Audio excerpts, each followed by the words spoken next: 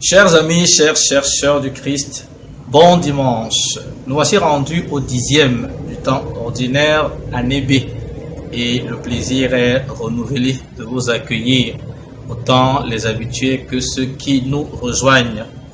L'Église, notre mère, nous propose pour ce dimanche de nous nourrir de Genèse 3, 9 à 15, le psaume 129, la deuxième de Paul aux Corinthiens au chapitre 4, à partir du verset 13 jusqu'au chapitre 5, verset 1, et l'évangile de Marc au chapitre 3, verset 20 à 35.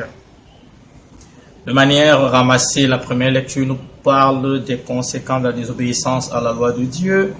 Le psaume nous invite à la reconnaissance de la bonté divine. Quant à Paul, il célèbre la foi comme fondement de notre salut, comme garantie de la vie éternelle. À nous d'en être les témoins. Et l'évangile va nous proposer, n'est-ce pas, l'obéissance qui a deux colorations, écoute et mise en pratique. Oui, il s'agit en fait de la famille. Et ce dimanche, je voudrais, derrière la question suivante, comment faire pour que nos familles demeurent ou deviennent des Béthanies? Entendu que Béthanie était ce lieu où Jésus, d'après les Saintes Écritures, régulièrement, du moins tous les sabbats, se retrouvait autour de Marie, Marthe et Lazare pour y passer du temps. Une famille accueillante. Oui, comment nos familles seraient-elles aujourd'hui des familles qui accueillent Jésus-Christ? Comment faire pour que nos familles soient des familles consacrées au sens propre du terme, consacrées à Dieu, au Père, au Fils, à l'Esprit Saint? Comment faire pour que nos familles ne soient plus simplement des familles, même pas laïques, pire, païennes, mais qu'elles soient des familles, j'allais dire, croyantes, des familles chrétiennes, et pourquoi pas des familles catholiques? Oui, ce dimanche avec vous, je voudrais joindre ma modeste voix à ce grand concert de construction de la famille. Déjà, la famille est un don de Dieu, tout comme le mariage. Et avant que de proposer des pistes de réponse dont les textes en sont déjà, je voudrais regarder avec vous quelques menaces contemporaines qui guettent la famille. Nos familles sont menacées par la perte du sens du sacré. Tout est au même, plus rien de différentiel. Oui, nos familles, il faut le reconnaître, sont menacées par des engagements pris longtemps avant nous, par nos ancêtres. Certaines de nos familles sont consacrées au monde de la nuit et les conséquences, elles sont terribles sur les membres. Si bien sûr le processus de libération n'est pas engagé.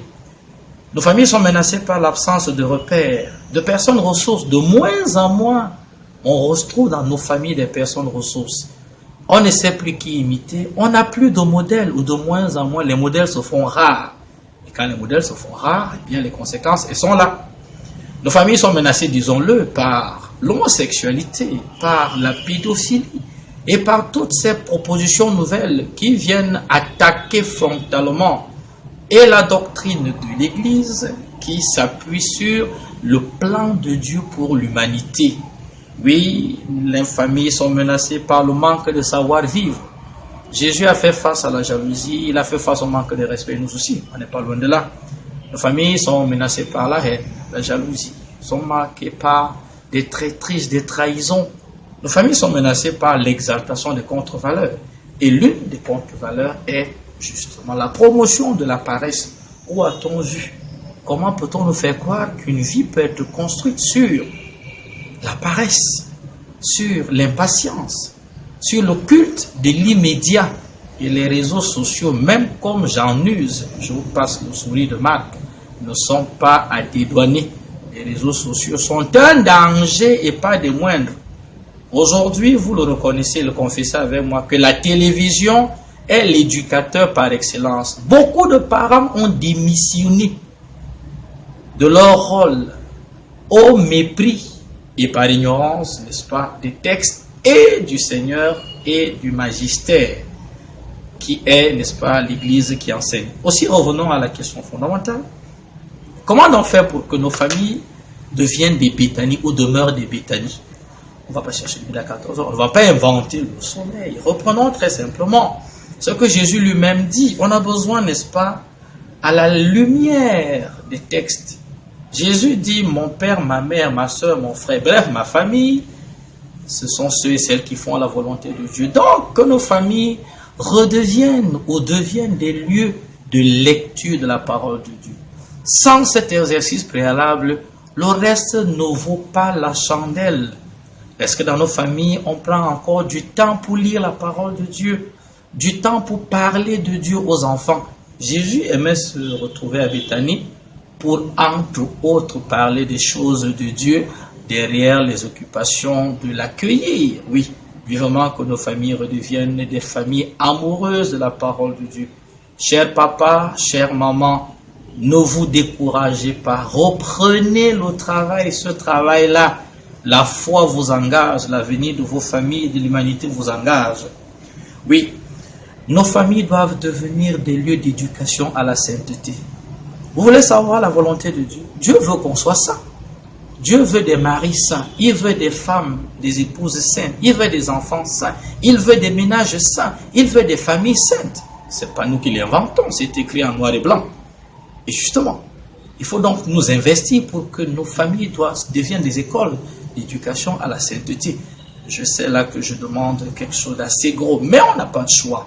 C'est pour que nous soyons heureux et épanouis. Si nos familles ne sont pas écoles de sainteté ou de sanctification, qu'est-ce qu'elles sont?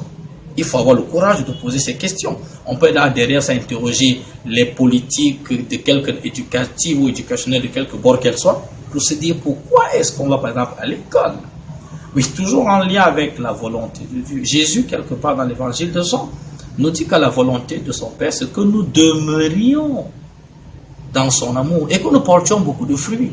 Donc nos familles, après avoir présenté les quelques mots qui laminent en combattant ces mots, nos familles deviendront des Béthanies, c'est-à-dire des lieux de promotion, des lieux fertiles, où poussent beaucoup de semences, où poussent beaucoup de fruits, et des fruits de bonne qualité.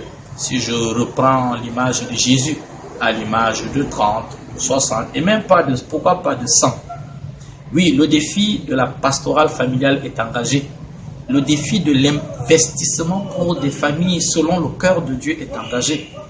Le défi pour des familles de foi, des familles d'espérance, des familles d'amour est engagé. Et ce combat derrière les débats est l'affaire de nous tous, de toi, de moi, de chaque personne, de chaque baptisé, de chaque chrétien. À ceux et celles qui aspirent au mariage à l'église, voilà une belle mission qui vous attend. À ceux qui y sont, ne vous découragez pas. Si d'aventure vous avez quelques situations embarrassantes ou disons de crise, le Seigneur vous convie encore à travers le dialogue, l'écoute, la rencontre des personnes, ressources pour sortir des crises. Il faut vous rappeler qu'il n'y a aucune crise dont Dieu ne soit la solution. Bien, mon cher, mon ami, je vais donc nous souhaiter une sainte semaine en priant pour que nous tous, nous soyons d'abord fiers d'appartenir aux familles dont nous sommes issus et que nous prenions la décision d'en être de fiers ambassadeurs. Que Dieu bénisse nos décisions, qu'il bénisse nos résolutions. Dimanche prochain, s'il plaît à Dieu, et sainte semaine.